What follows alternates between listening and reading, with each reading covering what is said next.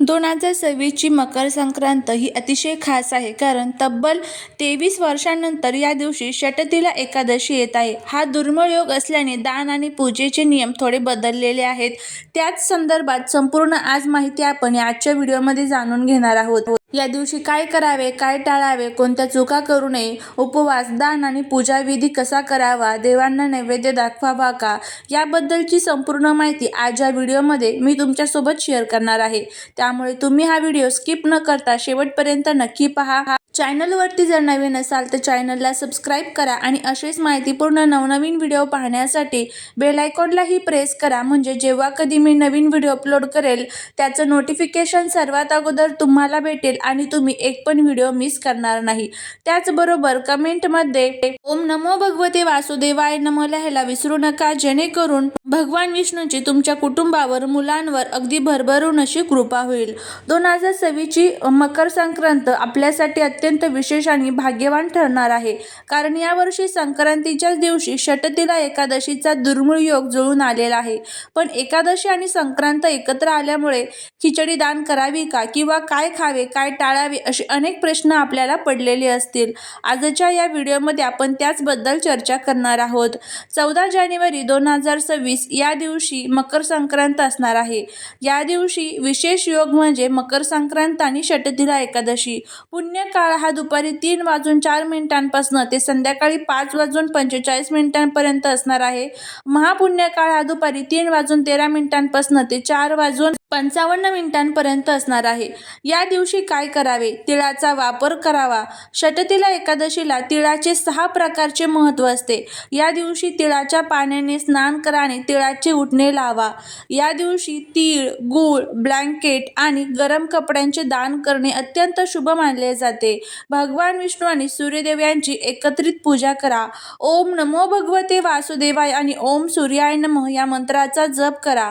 संध्याकाळी घराच्या दक्षिण दिशेला तिळाच्या तेलाचा दिवा हा आवर्जून लावा. यामुळे पितृदोष हा दूर होतो. सर्वात महत्त्वाचा नियम म्हणजे एकादशीला तांदूळ खाणे आणि दान करणे वर्ज्य आहे.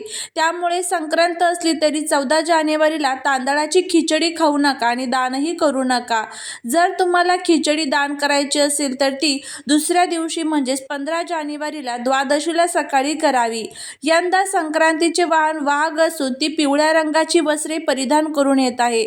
त्यामुळे शक्यतो पिवळ्या रंगाचे कपडे घालणे टाळा. त्याऐवजी तुम्ही लाल, हिरव्या किंवा केशरी रंग निवडू शकता.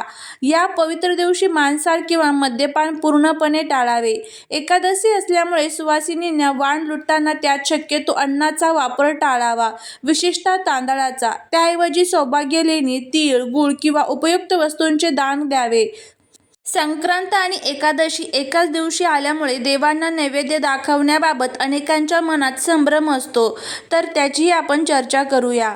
संक्रांतीला आपण देवांना आवर्जून नैवेद्य दाखवतो, पण यावर्षी एकादशी असल्यामुळे नैवेद्याचे नियम थोडे बदललेले आहेत. संक्रांतीला आपण देवाला मुगाच्या डाळीची खिचडी अर्पण करतो, मात्र 2023ला एकादशी असल्यामुळे देवांच्या नैवेद्यात तांदळाचा वापर करू नका. शास्त्रानुसार एकादशीला देवालाही अन्नाचा नैवेद्य दाखवला जात नाही. तुम्ही तीळ आणि गुळाचे लाडू किंवा वाड्यांचा नैवेद्य दाखवू शकता. ऋतूप्रमाणे मिळणारी फळे, बोर, ऊस, पेरू यांचा नैवेद्य उत्तम मानला जातो. तुम्ही देवाला दुधाचा किंवा साबुदाण्याच्या खिरीचा नैवेद्य दाखवू शकता, तांदूळ न वापरता. जर तुम्ही घरी एकादशीचा फराळ बनवणार असाल तर शेंगदाण्याची आमटी आणि वरईचा भात, साबुदाणा याचाही नैवेद्य दाखवू शकता.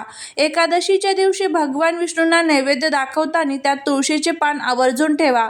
त्याशिवाय नैवेद्य पूर्ण मानला जात नाही. एकादशीला तुळशीची पाने तोडू नये, ती आदल्या दिवशीच तोडावी.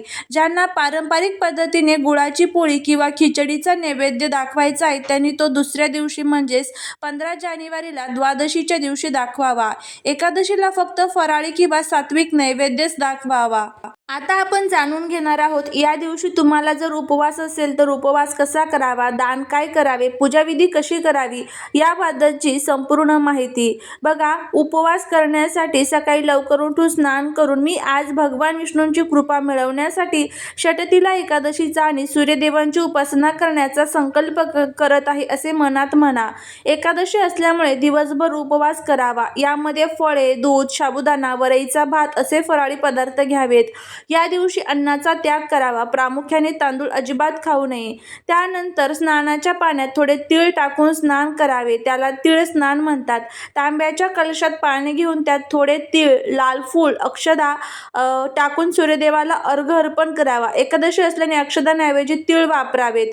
भगवान विष्णूंच्या मूर्तीला किंवा प्रतिमेला पंचामृताने अभिषेक करावा. त्यांना पिवळी फुले आणि तुळशीची मंजिरी अर्पण करावी.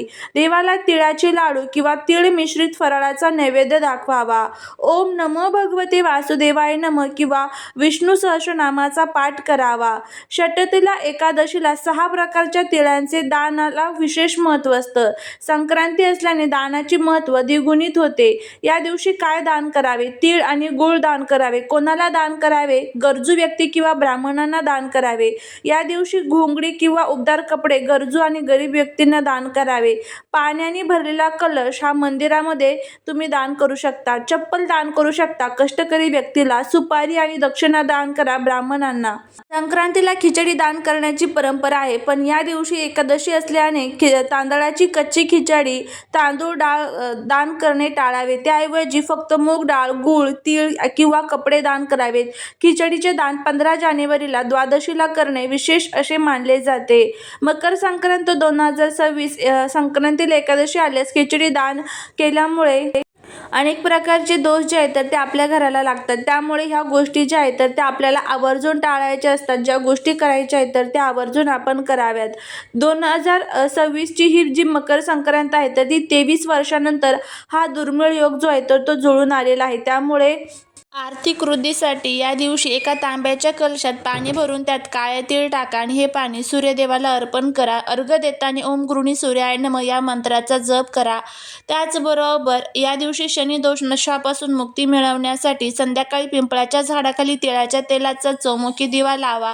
त्यात थोडे काळे तीळ टाका. ज्यांना 7.5 किंवा शनीची पीडा आहे त्यांनी या उपायामुळे थोडासा दिलासा त्यांना मिळू शकतो. या दिवशी तिळाच्या 6 प्रकारे वापर करणे अत्यंत महत्त्वाचे आहे. पितृदोष निवारणासाठी एका स्टीलच्या ताटात काळे तीळ आणि पाणी घेऊन ते दक्षिण दिशेला तोंड करून अर्पण करा. संक्रांत आणि एकादशी एकत्र आल्याने पितरांचे आशीर्वाद मिळवण्यासाठी हा सर्वोत्तम दिवस आहे. त्यामुळे घरातील अडचणी कमी होतात. घराच्या मुख्य प्रवेशद्वारावर हळद आणि तिळाचे पाणी शिंपडा. तसेच या दिवशी मिठाच्या पाण्याने घर पुसून घ्यावे. मकर संक्रांतीला घर स्वच्छ करण्याला खूप महत्त्व आहे. हे सर्व उपाय पूर्ण श्रद्धेने करा, कारण 2026 हा सुयोग पुन्हा अनेक वर्षांनी येणार नाही. आणि जर तुम्ही हे सर्व उपाय केले तर नक्कीच तुम्हाला याचे जे काही चांगले फायदे आहेत तर ते बघायला मिळेल. मकर संक्रांत ही आपल्या हिंदू धर्मातील सर्वात पहिला येणारा जो इंग्रजी नवीन वर्षातील सण आहे. या दिवशी जर हे काही छोटे छोटे उपाय केले तर नक्कीच त्याचा आपल्याला फायदा होतो. जर तुम्हाला हा व्हिडिओ आवडला असेल तर लाईक, शेअर आणि सबस्क्राईब करायला विसरू नका. भेटूया पुढच्या एका छानशा नवीन व्हिडिओत एका नवीन माहितीसोबत. श्री स्वामी समर्थ.